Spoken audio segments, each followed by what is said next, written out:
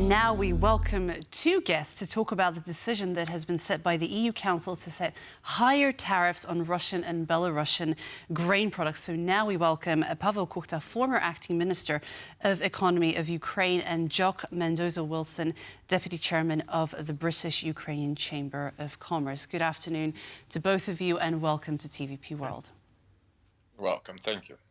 So my first question goes to Pavlo Kukhta in regards to this announcement. What do you think will be the impact of this decision that has come out of the EU Council? Well, we will have to see in practice, but the numbers are such that I think it will make most of the grain exports from Russia, from Belarus impractical, meaning that it will also make impractical the scheme that the Russians use to steal grain from Ukrainian territory that they currently occupy and then sell it as if it's Russian. Because the prices are, the tariffs that are imposed are prohibitively high. Mr. Jock Mendoza Wilson, can you help us understand why the increase in tariff instead of an outright sanction? The increase in tariff is an easier mechanism for the European Union to impose using its own regulatory frameworks. The tariff which is going to be in place there are two versions. One version is that on grain it will be at least 90 euros per ton, and on other products it could be 50% of the value of the cargo. That just makes for European markets the purchase of Russian grain and cereals impractical. So it's an effective blockade of Russian imports of those products to the EU.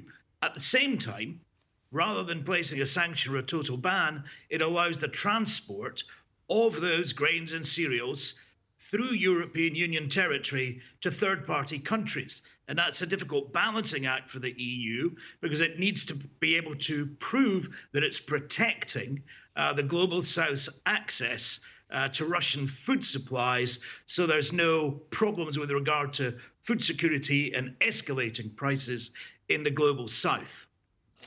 And just a follow-up question to you. We actually read that the EU's imports of grain products from Russia actually significantly increased since the start of the war, i.e. Russia's full-scale invasion of Ukraine in 2022. Would you be able to just give us some details as to how that has been the case until now? Yeah, at the moment, imports from Russia to Europe have been rising above the five-year trend. Now, what does that mean specifically? It means that when we talk about grain products, I think the figure was that 4 million tons of grains and other cereals were imported into the European Union last year. So that's a significant number. However, you've got to place that in context. The context is that the European Union produces 300 million tons of its own grain produce. So Russia is not an important component of the European Union's grain marketplace. So really, it's really about ensuring that Russia can't weaponize grain by dumping grain on European markets at below market prices. So it's protecting the interests of European agricultural production and preventing the Russians using its typical hybrid war technique of market dumping to drive down prices and create political and social problems. All right, Mr. Kuchta, can you help us understand too, like your colleague just mentioned there, that Russia has been using the grain dump as a form of hybrid weaponry. Do you think that with these tariffs in place, they will pursue an even more aggressive type of action to try to starve out the Global South and use these type of international pressure against us? No, I doubt it. I think Europe has gone on a wise route here. Actually, I think it's good that it's the traditional and time-tested instrument of tariffs that has been used and has been in use for hundreds of years rather than sanctions, because this essentially has more precedent in legal rights. This is more tested. This is better integrated. This instrument is better integrated into our international legal system. So actually, if it's possible to use instruments like that, it's better to use them rather than sanctions. So I think Europe was quite wise in that regard. With regard to transing, again, you have to understand that there is an issue of grain which is being stolen which is a war crime, as far as I know, according to Geneva Convention definitions, in Ukraine. So essentially, part of Ukraine is occupied, grain is being gathered there, harvested, then exported as Russian grain. And that is a criminal activity. And of course, you cannot legally let these kinds of illicit flows go to Europe, right? Otherwise, you're essentially allowing crime to happen. So that would have to be some kind of way to certify the origin of the grain that is being transited through Europe. But in general, I do not think Russia will dare to, let's say, try to create a famine in the global south by holding back its own harvest. First of all, it loses money on it, a lot of money, and it needs every penny at this point because its fiscal position is not very good, to put it mildly. And second, because then the culprit would be Russia, right? So the game they tried to play initially in 2022 and 2023 was to shut off Ukrainian grain by blockading the ports, and that way create problems in the global south, and then try to blame them on Ukraine and the West, as if it's Ukraine and the West's problem that they're unable to supply. Now, this game has been thwarted very decisively, mostly by Ukraine being successful in maritime warfare in the Black Sea, with the Russian Black Sea fleet, about a third of it sunk and the rest of it hulking to the eastern side of the Black Sea, and the maritime corridor reopened. And ships are now flowing to Ukrainian ports, meaning Ukrainian grain is going to the market. So that game has been thwarted. I don't think they will try to hold off their own supply.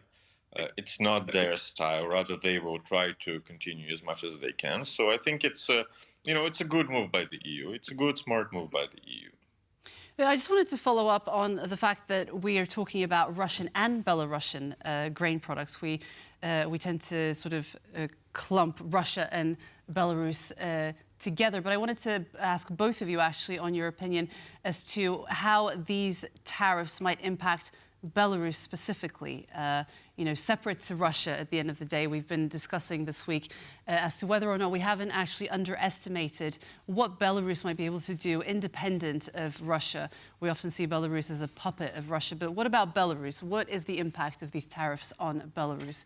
If both of you could express your opinions of that, starting with Mr. Mendoza.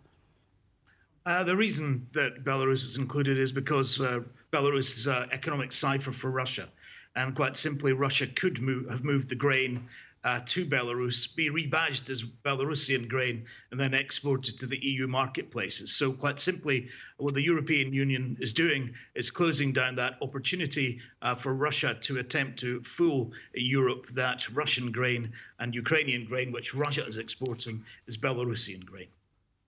Okay, and what about you, Pavlo? What do you think? Look, there were already games like that played, like, for example, Belarusian salmon or caviar. I don't remember exactly. It was some kind of fish appearing on European markets at some point, I think in 2022. So they do play this game. Belarus is not a major agricultural producer, especially of grains. Right, so if there is a lot of Belarusian grain suddenly appearing in the market, it's clearly not Belarusian, it's something else. So it was natural to include the Belarus in the list. I actually don't think that it will that materially impact the Belarusian own real Belarusian producers. So they will not be hit much by this.